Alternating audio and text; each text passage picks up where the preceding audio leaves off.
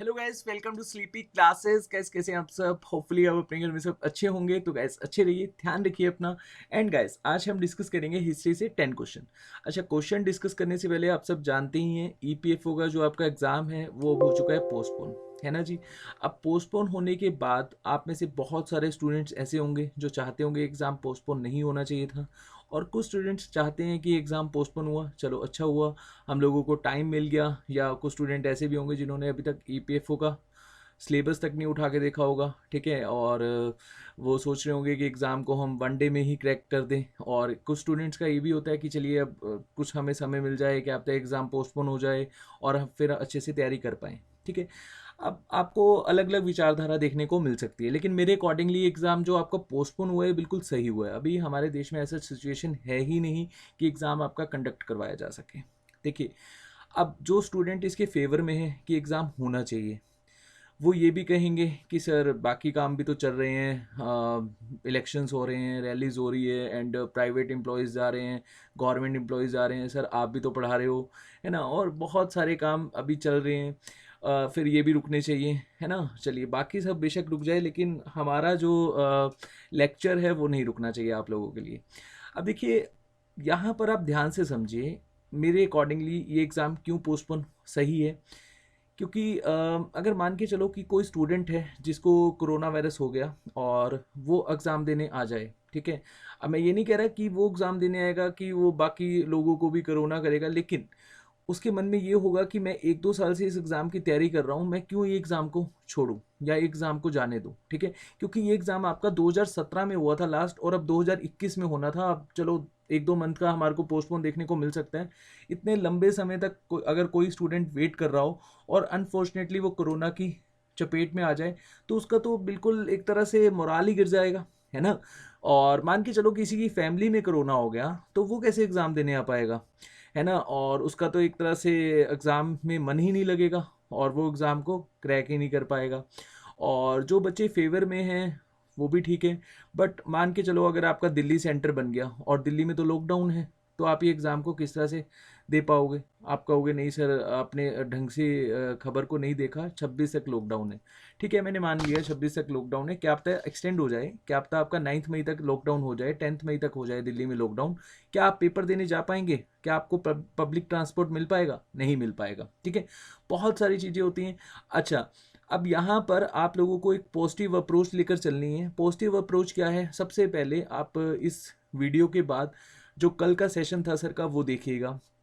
Sir ने बहुत अच्छे से आपको बताया कि ऐसे सरकमस्टांसेस हमारी लाइफ में आते हैं, हम लोग सोच नहीं पाते कि हमें क्या करना चाहिए, पेपर पोस्टपोन हो जाएगा हमारा, या फिर हम लोग इतने लंबे समय के लिए तैयारी कर रहे थे, और बहुत कुछ हमारी ज़िंदगी में चल रहा होता है, ठीक है। आप सर का वीडियो देखिए, आपको समझ में आ जाएगा मैं क्या कहने की कोशिश कर रहा हूँ।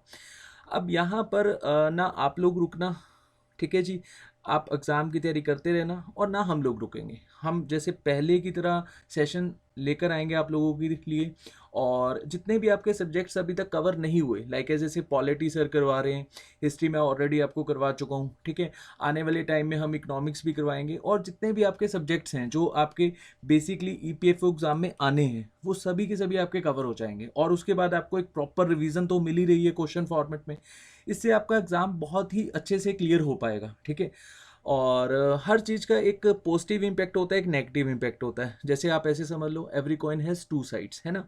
अब पॉजिटिव इम्पैक्ट क्या है कि आपको टाइम मिल गया, ठीक है। नेगेटिव क्या है? आपकी थिंकिंग कि अब पोस्टपोन हो गया, पता नहीं ये एग्ज़ाम कब होगा, आप अपनी तरफ से कुछ कुछ यहाँ पर सोचने लग जाओ, तो उसका कोई ऐसा फ़ायदा होने वाला नहीं है, ठीक है। मैंने आपको पहले भी कहा था, आपके पास इतना समय ही नहीं है कि आप सोचो कि एग्ज़ाम पोस्टपोन हो गया, अभी के लिए हमें क्या करना है, क्या होगा हमारा, हमारी तो ज़िंदगी एग्ज़ाम देते देते निकल जाएगी। ऐसा कुछ नहीं है। आप जस्ट पॉजिटिव अपनी सोच रखें, और जितना आप लोग पढ़ेंगे उतना ही आप लोगों के लिए बेनिफिशियल रहेगा, ठीक है। एग्जाम्पल के तौर पे मैं अपना एक आपको यहाँ पर किस्सा बताता हूँ कि मेरा बीटेक के समय में एक एग्ज़ाम था, और ये 4 सेम का एग्ज़ाम था, फील्ड एंड वेव। मुझे बहुत अच्छे से आता था, न्यूमेरिकल बेस्ड एग्ज़ाम था। और ये एग्ज़ाम होने से पहले एक रात हमारे जितने भी फ्रेंड सर्कल हैं उनके पास पेपर आ गया। तो उनका मुझे फ़ोन आया कि ऐसे ऐसे ये पेपर है, क्या लेना है? मैंने कहा नहीं, मेरी तो तैयारी है, मुझे ज़रूरत नहीं है पेपर की। अब मुझे पता था कि एग्ज़ाम में क्या होता है जो फेक इन्फॉर्मेशन फैलाने वाले लोग होते हैं वो बहुत ज़्यादा होते हैं, ठीक है, क्योंकि बीटेक से पहले मैं डिप्लोमा भी कर चुका था। अब यहाँ पर जो कुछ मेरे फ्रेंड्स थे जो इस पेपर के भरोसे गए, वो पेपर आया नहीं। मैंने पेपर लिया नहीं, बट मेरे को आता था ये सब्जेक्ट काफ़ी अच्छे से। मैंने पेपर अटैम्प्ट करा और मुझे उम्मीद थी कि 70 नंबर आ जाएंगे, ठीक है। बट यहाँ पर हुआ क्या, जब पेपर दे के हम बाहर निकले तो बहुत ही ज़्यादा स्प्रेड हो गई न्यूज़ कि पेपर लीक हुआ था, ऐसा था वैसा था। अब वो लीक हुआ जो था, क्या वो एग्जैक्टली आया नहीं आया ये नहीं पता, लेकिन बाद में चलकर वो पेपर कैंसल्ड हो गया, ठीक है। अब मेरे तो यहाँ पर 70 नंबर के आसपास बन रहे थे, मुझे बहुत दुख हुआ। और जो मेरे फ्रेंड सर्कल में जो ये पेपर के भरोसे गए थे, जो फेक पेपर आया था, वो बहुत खुश हुए कि चलो यार हम तो कुछ करके नहीं आए, पेपर पोस्टपोन हो गया, ठीक है। और फिर बाद में चलकर यहाँ पर हमें दोबारा पेपर देना पड़ा, ठीक है। मतलब इस सिचुएशन को समझो कि मेरे अकॉर्डिंगली बुरा लगा मुझे, ठीक है। लेकिन आपको एक बात बताता हूँ, यहाँ पर जो मेरे 70 नंबर बन रहे थे, जो मैं ऐसा सोच रहा था, फिर मुझे 1-2 दिन बाद में ध्यान आया कि मैंने आंसर नंबर तो लिखे ही नहीं थे, ठीक है। जैसे आंसर नंबर होते हैं ना 1 2 3 4, मैं इसको पेंसिल से लिखता था, बट उस टाइम मैंने ये नंबर लिखे ही नहीं थे।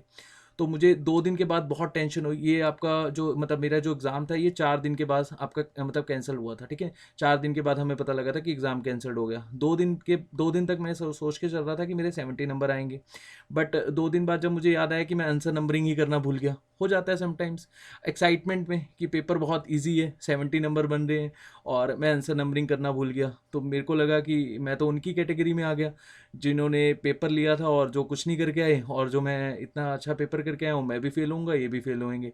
बट एग्ज़ाम आपका पोस्टपोन ही हो गया है ना, हाँ, मतलब मेरा एग्ज़ाम पोस्टपोन ही हो गया और कैंसल्ड ही हो गया। तो इससे क्या है, एक हमें एक अपॉर्चुनिटी मिली तो मैंने इसमें मार्क्स लिए 82। कहाँ मैं 70 की उम्मीद कर रहा था, कहाँ मेरे 82 मार्क्स आए, ठीक है। तो आप लोग एक पॉजिटिव सोच के साथ चलिए। अगर आपका ईपीएफओ एग्ज़ाम अभी के लिए आप सोच रहे हैं कि हमारी फुल तैयारी थी और हम बिल्कुल प्रिपेयर थे 9 मई के लिए और एग्ज़ाम पोस्टपोन हो गया, ऐसा कुछ नहीं है। क्या पता, मान के चलो कि ये एग्ज़ाम आपका अच्छा ना होता या आप गलती कराते, है ना, ये भी तो हमारे सिचुएशन होती है कि हम 4 से 5 क्वेश्चन गलत कराते हैं और वही डिसाइडिंग फैक्टर होते हैं। इस समय को व्यर्थ नहीं करना, ना आप लोग करना, मैं फिर कह रहा हूँ, ना हम लोग करेंगे। आप भी चलते रहिए, हम भी चलते रहेंगे, ऐसे ही वीडियोस आपको देखने को मिलती रहेंगी। और इन वीडियोस को देखिए, अच्छे से समझिए, जो भी डाउट्स होते हैं आप कमेंट सेक्शन में पोस्ट कीजिए, और आपको बहुत अच्छे से तैयारी करनी है। तो चलिए, ये जो ईपीएफओ की टेस्ट सीरीज़ थी इसको भी हमने थोड़ा सा डिले कर दिया। आप लोगों के पास अच्छा खासा टाइम होगा। देखिए, जब भी टेस्ट होता है ना, आप लोग थोड़ा सा प्रिपेयर होकर टेस्ट दें। लाइक जैसे 9 सब्जेक्ट हैं, है ना। अभी 9 सब्जेक्ट का आइडिया आपको होना चाहिए, और जब आप पहला टेस्ट देंगे तो आपको पता लगेगा कि एक्चुअली में लेवल क्या है, ठीक है। उसके बाद आप दूसरा जो टेस्ट होगा वो अच्छे से प्रिपेयर होकर देंगे, ठीक है। क्योंकि फर्स्ट टेस्ट में, अगर वैसे तो हम फर्स्ट टेस्ट ऑलरेडी कंडक्ट करवा चुके हैं, आप में से बहुत सारे स्टूडेंट्स ने दिया भी था वो टेस्ट, और उससे अच्छे लेवल के ये टेस्ट होंगे सारे के सारे, ठीक है। थोड़े से मॉडरेट लेवल के होंगे, डिफ़िकल्ट लेवल के होंगे, जो एग्जैक्टली आपको ईपीएफओ के एग्ज़ाम में देखने को मिलेगा, ठीक है। अब ईपीएफओ का एग्ज़ाम आपका अभी के लिए तो चलो हम मान के चल रहे हैं कि जून या जुलाई में हो जाएगा, ठीक है। बट ये टेस्ट से आपको डेफिनेटली एक आइडिया लग जाएगा कि आपका एग्ज़ाम का पैटर्न आने क्या वाला है, ठीक है जी। तो फर्स्ट पेपर जब आप दोगे, तो मेरी पर्सनल आपसे एक रिक्वेस्ट है कि थोड़ा सा आप आइडिया लेना सब्जेक्ट वाइज, और देन ये टेस्ट देना, ठीक है। अगर मान के चलो आपके टेस्ट 1 में अच्छे नंबर नहीं आते, कोई ऐसा दिक्कत नहीं, सॉल्यूशंस देखना, ठीक है। और टेस्ट के बाद सॉल्यूशन हमेशा देखने भी चाहिए हम लोगों को। हम लोग ये गलती कर देते हैं कि हमारे नंबर अगर कम आते हैं, मान लो 50 नंबर आए, तो आप लोग सॉल्यूशन नहीं देखते उसके। सॉल्यूशन देखो, आपको पता होना चाहिए कि आपने कहाँ गलती करी। उन क्वेश्चंस को रिवाइज करो, क्वेश्चन को समझो, अगर वहाँ पर आपके डाउट है आप कमेंट सेक्शन में पोस्ट करो, ठीक है जी। उसके बाद आप सेकेंड टेस्ट के लिए प्रिपेयर करो। मान लो यहाँ पर आपके नंबर 60 आए, तो आपने 10 नंबर का इंक्रीमेंट किया, मतलब 10 नंबर आपने ज़्यादा लिए, ठीक है। उसके बाद टेस्ट 3 में आपको और मन करेगा कि मैं अच्छे नंबर करूं, मतलब अच्छे से पेपर करूं, तो आप यहाँ पर 75 नंबर लोगे, ठीक है। यहाँ आप 85 लोगे, ठीक है। मतलब लाइक एस मैं आपको जस्ट बता रहा हूँ, यहाँ पर आपके 85 भी आ गए तो ये मान के चलो कि आपका एग्ज़ाम क्लियर हो जाएगा, ठीक है। इस लेवल के पेपर सेट करे गए हैं जो आपको एग्जैक्टली ईपीएफओ एग्ज़ाम में देखने को मिलेंगे, ठीक है। तो अभी तक अगर आपने रजिस्ट्रेशन नहीं करवाया तो आप करवा सकते हो साइट पर जाकर, और ये जो टेस्ट की जो डेट है वो हमने एक्सटेंड कर दी है, क्योंकि पहले 9 मई के अकॉर्डिंगली था। अब एग्ज़ाम आपका पता नहीं है सच कब होने वाला है, जून जुलाई में होगा। तो आपके पास अच्छा खासा टाइम है दूसरे टेस्ट को देने के लिए, और अच्छे से प्रिपेयर करते हुए देना, और फिर कमेंट सेक्शन में अपने डाउट्स भी पोस्ट करना, और साथ साथ अपने मार्क्स भी पोस्ट करना कि हमारे फर्स्ट टेस्ट में इतने नंबर आए, सेकंड में इतने आए, थर्ड में इतने आए, फिफ्थ फोर्थ में इतने आए, फिफ्थ में इतने आए। ठीक है, इससे आपका एक कॉन्फिडेंस लेवल बन पाएगा। ठीक है, तो चलिए अभी हम क्वेश्चन डिस्कस करते हैं। फर्स्ट क्वेश्चन है, Mahatma Gandhi got his inspiration for civil disobedience movement. अब देखिए, सिविल डिसोबीडियंस मूवमेंट को महात्मा गांधी जी को बेसिकली कहाँ से इंस्पिरेशन मिली थी इस मूवमेंट को लेकर। सबसे पहले गांधी जी ने लॉन्च करा था, आपको याद हो, सत्याग्रह। ठीक है, गांधी जी जस्ट एक सत्याग्रह लॉन्च करते थे, फास्टिंग करते थे सत्याग्रह में। देन गांधी जी ने नॉन कोऑपरेशन मूवमेंट आपको देखने को मिला, फिर सिविल डिसोबीडियंट मूवमेंट आया। ठीक है, सिविल डिसोबीडियंट मूवमेंट, लेकिन ये क्वेश्चन ऐसे भी पूछा जा सकता है कि किससे इंस्पायर्ड होकर civil disobedient movement Gandhi ji लाए थे। थॉरियो, रस्किन, टॉलेस्टियो या फिर कॉन्फ्यूशियस। तो इसका सही ऑप्शन है गाइस थॉरियो। इनका कंप्लीट नाम था David Thoreau. Gandhi ji got inspired of David Thoreau, और इनकी एक बुक थी जिससे गांधी जी बहुत ज़्यादा इंस्पायर्ड थे। इनकी बुक का नाम याद रखना, वेल्डन। और ये कहाँ के थे? अमेरिका के ये ऑथर, या फिर आप पोएट कह सकते हो, फिलोसफर कह सकते हो, एबोलोनिस्ट कह सकते हो, नेचुरलिस्ट कह सकते हो, हिस्टोरियन कह सकते हो। बहुत ही नामे जाने पर्सन थे, इनकी बुक से इंस्पायर्ड हुए थे। इवन गांधी जी इंस्पायर्ड नहीं हुए थे, और भी बहुत सारे लीडर इंस्पायर्ड हुए थे, लाइक जैसे मार्टिन लूथर किंग, ये भी इंस्पायर्ड हुए थे इनकी बुक से एंड इन पर्सन से। ठीक है, साथ साथ यहाँ पर लियो टॉलस्टॉय भी इंस्पायर्ड हुए थे। ठीक है, तो डेविड थॉरियो के जो थॉट्स थे उससे बहुत लोग इंस्पायर्ड हुए थे। काफ़ी अच्छी बुक है, अमेजन पे अवेलेबल है, अगर आप देख सकते हैं अभी भी, मतलब खरीद सकते हैं और इसको पढ़ सकते हैं, काफ़ी अच्छी बुक थी। अब सिविल डिसोबीडियंट मूवमेंट क्या था मैं आपको बता चुका हूँ। ठीक है, कि भाई जो ब्रिटिशर्स के द्वारा लॉज थे उनको ब्रेक करना, फाइनली ब्रिटिशर्स को बताना कि एक नॉन कोऑपरेशन मूवमेंट में क्या चल रहा था। अभी तक ब्रिटिशर्स के बनाए हुए जो गुड्स थे उनका हम बहिष्कार कर रहे थे। ठीक है, उनको बायकॉट कर रहे थे, लेकिन ब्रिटिशर्स ये कुछ ज़्यादा लंबे समय तक चलने नहीं देते थे। ठीक है, या फिर पूरे देश में ये इम्प्लीमेंट नहीं होता था। लेकिन अगर आप लॉज को ब्रेक करोगे, ठीक है, तो कहीं ना कहीं जो करंट गवर्नमेंट होती है, जैसे उस टाइम हाँ ब्रिटिशर्स की गवर्नमेंट थी। ठीक है, तो ब्रिटिशर्स की गवर्नमेंट को बहुत ज़्यादा यहाँ पर एक इम्पैक्ट पड़ेगा कि आप गवर्नमेंट के बनाए हुए लॉज को ही नहीं मान रहे। ठीक है, तब गवर्नमेंट यहाँ पर जाकर के एक मुद्दे पर पहुँचती है। जैसे आपको याद होगा, गांधी जी ने डांडी मार्च चलाया था, है ना, साल्ट सत्याग्रह। तो उसको लेकर ब्रिटिशर्स मान गए थे गांधी जी की शर्तें, गांधी इरविन समझौता। ठीक है, अगर आपने नहीं देखे अभी तक, नेशनल मूवमेंट देख सकते हैं, इंडियन नेशनल मूवमेंट, मैंने बहुत अच्छे से ये बताया हुआ है सिविल डिसोबीडियंट मूवमेंट के बारे में। तो ध्यान रखना किससे इंस्पायर्ड हुए थे, थॉरियो से। चलिए नेक्स्ट क्वेश्चन देख लेते हैं, यहाँ पर डिटेल इन्फॉर्मेशन एक बार देख लेना। Who is the champion of secularism, ये क्विज है, इसका आप मुझे कमेंट सेक्शन में जवाब दीजिएगा। Who is the champion of secularism? Mohammad Ali Khan Jinnah? ये तो बिल्कुल भी नहीं होंगे, क्योंकि ये चाहते थे सेपरेट नेशन। ठीक है जी, तो ये तो आपका नहीं होगा। बी है जवाहरलाल नेहरू, सी है एनी बेसेंट, डी है लोकमान्य बाल गंगाधर तिलक। ठीक है, तो आपने बताना है कि इन तीनों ऑप्शन में से, वैसे सी भी नहीं होगा, दो ही ऑप्शन आपको मैं दे रहा हूँ, बी और डी।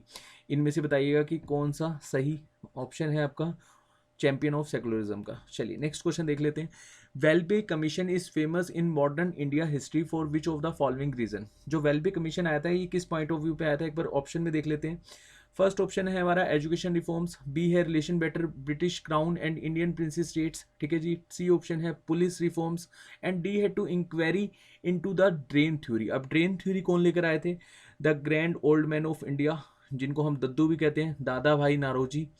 अब दादा भाई नौरोजी ने कुछ इल्ज़ाम लगाए थे अपनी बुक में, और वो इल्ज़ाम क्या थे कि ब्रिटिशर्स यहाँ से सब कुछ जो वेल्थ है वो लेकर जा रहे हैं इंग्लैंड में, और वहाँ पर डिफरेंट डिफरेंट वे में हमारी जो वेल्थ है, हमारा जो पैसा है वो इंग्लैंड में लेकर जा रहे हैं। ठीक है, यहाँ पर समझिएगा।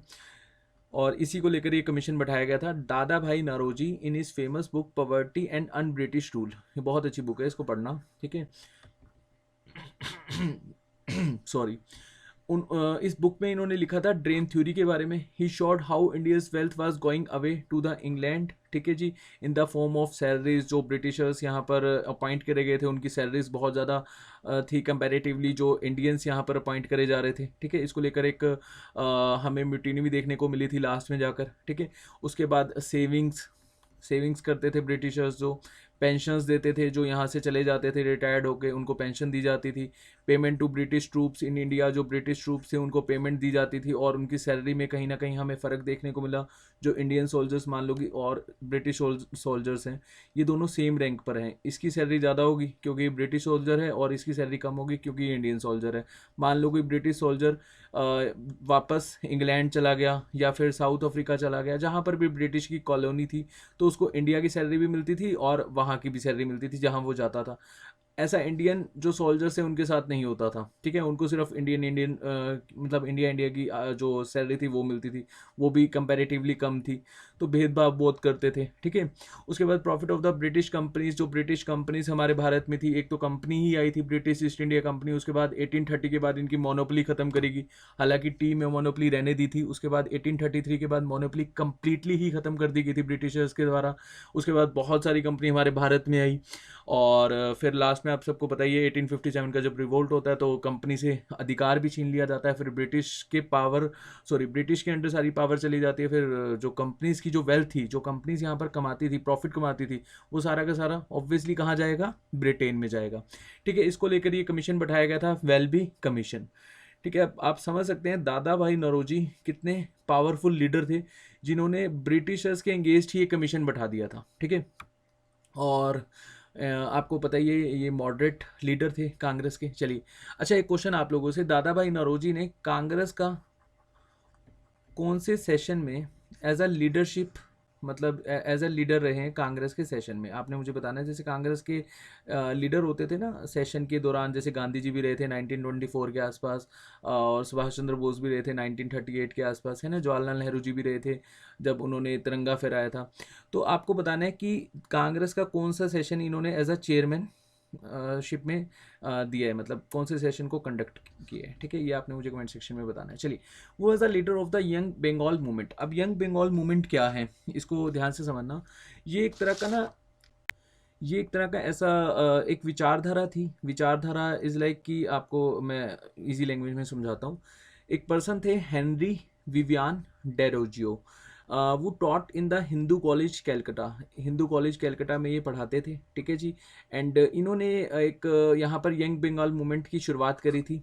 और ये मूवमेंट बेसिकली क्या एक तरह से लेकर आया था, एक क्या विचारधारा लेकर आया था, जो एक हिंदू डोमिनेंस बना हुआ था ना हमारे देश में, उसके ये एंगेज था, ठीक है। हिंदू डोमिनेंस के एंगेज था, तो इट मीन्स कि इनकी जो विचारधारा थी ये एक तरह से रैशनल विचारधारा के थे, या फिर आप ऐसे कहो कि इक्वेलिटी में बिलीव करते थे, फ्रीडम में बिलीव करते थे, और अपोज करते थे जो हमारा ट्रेडिशन रहा है, हिंदू डोमिनेंस रहा है, उसको ये अपोज करते थे। हिंदू डोमिनेंस का हो या फिर ब्राह्मणिकल डोमिनेंस का हो, ये सही रहेगा, ठीक है। उसके बाद they founded association and organise debate against idol worship. जो आइडल वर्शिप हमारे देश में एक होती आई है, अभी भी होती है, ठीक है। उसके ये एंगेंस्ट डिबेट करते थे, कास्टिज्म सिस्टम के एंगेंस्ट डिबेट करते थे, सुपरस्टिशियस के एंगेंस्ट जो डिबेट है वो इनकी चलती रहती थी, ठीक है। और आज भी हमारे देश में ये सब चीज़ें देखने को मिलती हैं, ठीक है। और वुमेंस के जो राइट्स हैं उनको एजुकेशन मिलनी चाहिए, उसके एंगेंस्ट ये कहीं ना कहीं डिबेट करते थे, उनके एंगेंस्ट खड़े होते थे जो वुमेंस को एजुकेशन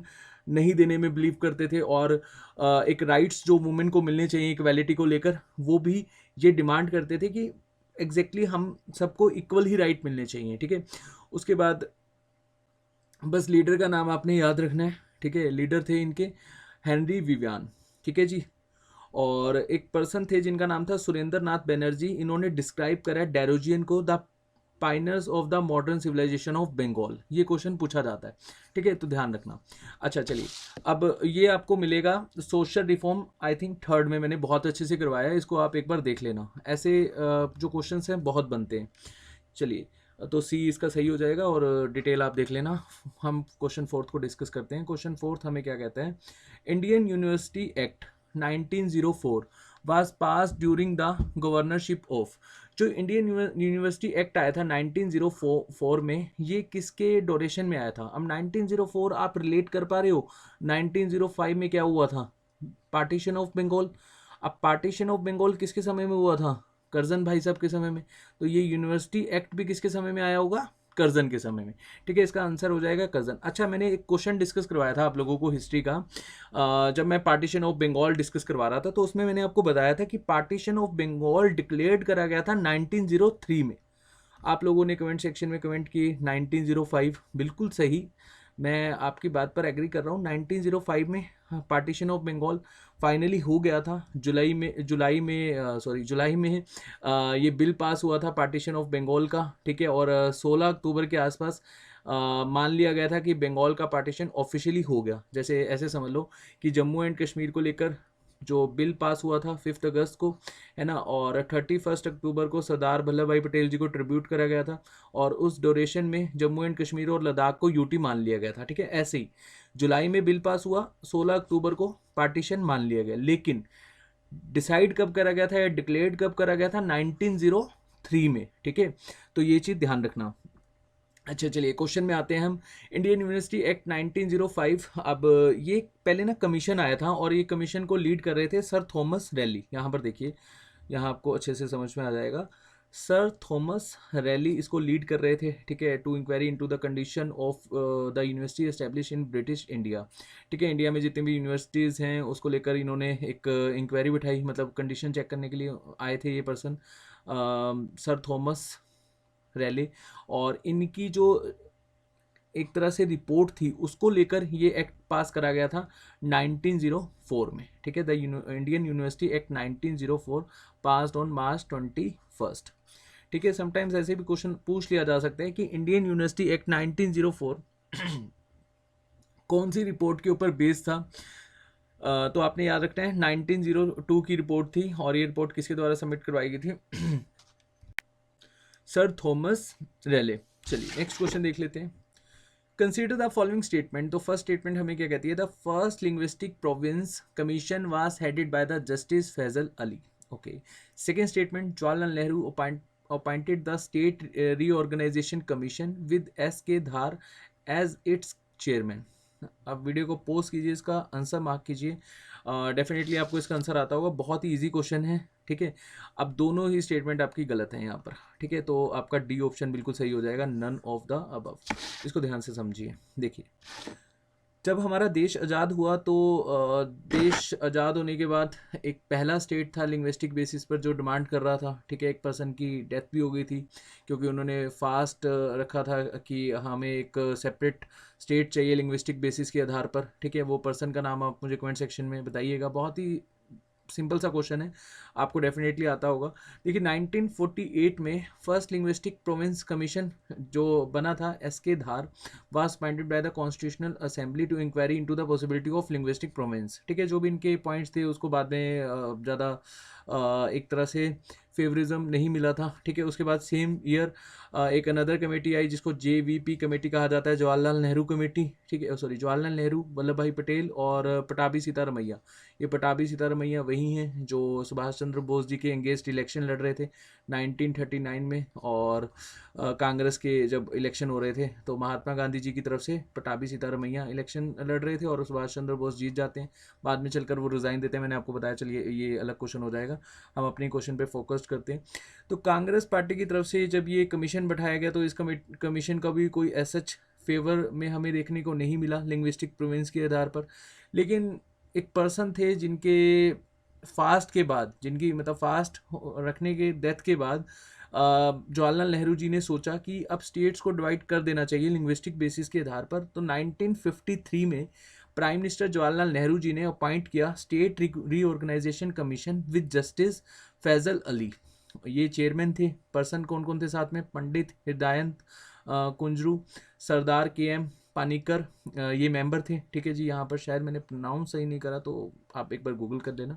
ठीक है, the commission submit its report on 30 सितंबर 1955 और पार्लियामेंट ने फाइनली इसको रिकॉग्नाइज्ड करा 1956 में। फिर हमारे देश में लिंग्विस्टिक बेसिस के आधार पर डिवीज़न देखने को मिला। ठीक है जी, चलिए नेक्स्ट क्वेश्चन देख लेते हैं। वो coined the name Pakistan, sorry, वो coined the name Pakistan is, तो पाकिस्तान का जो नाम है वो किस पर्सन के द्वारा रखा गया था? चार ऑप्शन है आपके पास, कमेंट सेक्शन में बताइएगा। मोहम्मद अली खान जिन्ना, बी है फजलुल हक, सी है लियाकत अली खान, और डी है चौधरी रहमत अली। इसका सही आंसर है गाइस चौधरी रहमत अली। अब चौधरी रहमत अली कौन थे, ध्यान से समझना। ये इंग्लैंड में एक स्टूडेंट थे। 1933 में जब मुस्लिम लीग इंग्लैंड में थी तो इन्होंने राउंड टेबल मीटिंग के ड्यूरेशन में आप ऐसे लगा सकते हो कि इन्होंने काफ़ी ज़्यादा पैम्पलेट्स में भी छपा, लेकिन 1933 में ऑफिशियली इन्होंने नाम रखा था पाकिस्तान का। ये मैंने बहुत अच्छे से एक्सप्लेन करा है इंडियन नेशनल मूवमेंट में, आप देख सकते हैं। अच्छा, अब तो आपके पास टाइम है, अगर आपने हिस्ट्री के सेशंस नहीं देखे, आप सिर्फ कमेंट सॉरी जो क्वेश्चंस हैं वही देख रहे हो, तो आप वो सेशन ज़रूर देखिएगा, आपके बहुत सारे क्वेश्चंस क्लियर हो जाएंगे, ठीक है। और आपको एक डिटेल इन्फॉर्मेशन माइंड में जब आपके जाएगी तो डेफिनेटली आपको क्वेश्चंस करने में भी बहुत मज़ा आएगा, ठीक है। तो 1933 में इन्होंने प्रपोज किया था पाकिस्तान का नाम, ठीक है, और इनका नाम था चौधरी रहमत अली। यहाँ पर देखिए डिटेल इन्फॉर्मेशन। चौधरी रहमत अली एक मुस्लिम स्टूडेंट थे जो कि इंग्लैंड में पढ़ रहे थे, and he is the best known as the author of famous 1933 pamphlet, या फिर कई बार बुक भी आ जाता है title now or never are we to live or perish for ever, ठीक है। तो इसके बाद काफ़ी ज़्यादा आवाज़ उठने लगी थी, ठीक है, और यहीं से नाम आया था पाकिस्तान। चलिए नेक्स्ट क्वेश्चन देख लेते हैं। नेक्स्ट क्वेश्चन है हमारा, once time associated of Mahatma Gandhi broke off from him and launch a radical movement called self respect movement. तो सेल्फ रिस्पेक्ट मूवमेंट कौन लेकर आया था और इसके बारे में बताइए। चार ऑप्शन है हमारे पास, चार ऑप्शन कौन कौन से हैं? पी त्यागराजा शेट्टी, बी छत्रपति महाराज, सी ईवी रामास्वामी, डी ज्योतिराव गोविंदराव फूले। अब देखिए गाइस, इसका सही आंसर है सी। अब ये पर्सन कौन थे, ध्यान से समझना, ईवी रामास्वामी। इन्होंने एक मूवमेंट लॉन्च करा था जिस मूवमेंट का नाम है जस्टिस मूवमेंट, या फिर self respect movement. Justice movement अलग था, जस्टिस मूवमेंट लेकर आए थे आई थिंक CN मुरलीधर, या फिर इनका नाम था TM नायर, ऐसा जो जस्टिस मूवमेंट था। सेल्फ रिस्पेक्ट लेकर आए थे ईवी रामास्वामी। अब सेल्फ रिस्पेक्ट मूवमेंट क्या था, यहाँ पर ध्यान से समझिए। हमारे देश में ना ब्राह्मणिकल डोमिनेंस बहुत ज़्यादा था। कास्टिज़्म को लेकर लोग काफ़ी ज़्यादा एक मतलब क्राइटेरिया सेट कर लिया था। जैसे आपको मैं बता देता हूँ, यहाँ पर आपको पता ही होगा वैसे, ब्राह्मीन्स, क्षेत्रियास, है ना, और फिर उसके बाद वैश्यास, शूद्र।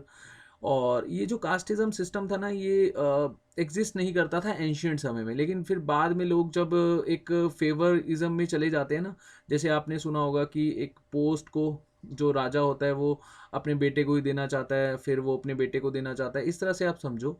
अब कुछ स्टूडेंट्स यहाँ पर कहेंगे नहीं सर ये बिल्कुल गलत है, ये बाद में नहीं पहले भी था, हमने महाभारत के समय में देखा था। बिल्कुल था महाभारत के समय में, लेकिन जब ये आया था वेदास कल्चर में उस टाइम नहीं था। बाद में इसको कहीं ना कहीं लोग इस तरह से कंसिडर करने लग गए थे, ठीक है। शायद कमेंट सेक्शन में एक कमेंट आया भी था इसके रिगार्डिंग। चलिए फिर बाद में हम डिस्कस करेंगे, जब एंशियंट हिस्ट्री डिस्कस करेंगे मैं आपको बताऊंगा अच्छे से। अब देखिए रामास्वामी जो थे वो चाहते थे कि जो ब्राह्मणिकल जो एक डोमिनेंस है वो कहीं ना कहीं हद तक ख़त्म हो, सप्रेस्ड हो, और जो एक शूद्र कम्युनिटी है या फिर जो अनटचेबिलिटी कास्टिज्म से जुड़े हुए हैं लोग, उनको भी एक बराबर का हक मिले, ठीक है। ये इसलिए लाया गया था, ठीक है। और ये काफ़ी ज़्यादा एक पॉपुलर मूवमेंट हुआ, सेल्फ रिस्पेक्ट मूवमेंट, ठीक है। बस पर्सन का नाम आपने याद रखना है, बाकी डिटेल मैंने आपको ये करवाया हुआ है। Indian social reforms, social reforms ही आप सर्च करना, सोशल रिफॉर्म्स थर्ड में मैंने आपको ये अच्छे से काफ़ी डिस्कस करवाया हुआ, वहाँ पर देख सकते हैं, डिटेल आप यहाँ पर पढ़ सकते हैं, ठीक है। तो चलिए, इनको परिहर भी कहा जाता था, ठीक है, समटाइम्स ये क्वेश्चन भी आ जाता है, तो ये भी ध्यान रखना। तमिलनाडु में ये जो एक सेल्फ रिस्पेक्ट मूवमेंट लॉन्च करा गया था। चलिए नेक्स्ट क्वेश्चन देख लेते हैं। What was the mean by the secretary of state for India during the British rule. जब ब्रिटिश रूल के हाथ में हमारा भारत गया, पहले कंपनी रूल के हाथ में था, फिर क्राउन रूल में शिफ्ट हुआ, ठीक है, उस टाइम ब्रिटिशर्स ने एक पोस्ट को अपॉइंट करा, ये पोस्ट थी सेक्रेटरी ऑफ स्टेट।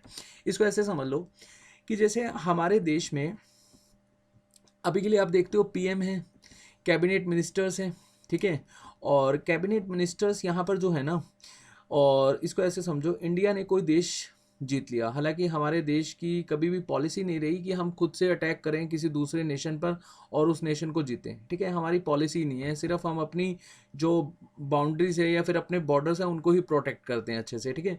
ये अभी से नहीं है, स्टार्टिंग से ही कल्चर है हमारे देश का, ठीक है। मान के चलो, चलो फिर भी कोई नेशन खुद ही आ गया कि हमें आपके लीडरशिप के अंडर रहना है, ठीक है। इस नेशन का नाम है XYZ, ठीक है। अब जो XYZ नेशन होगा, अब इसको देखने के लिए यहाँ पर मान लो कोई पर्सन को अपॉइंट कर दिया, ये है वाइस रॉय, ठीक है।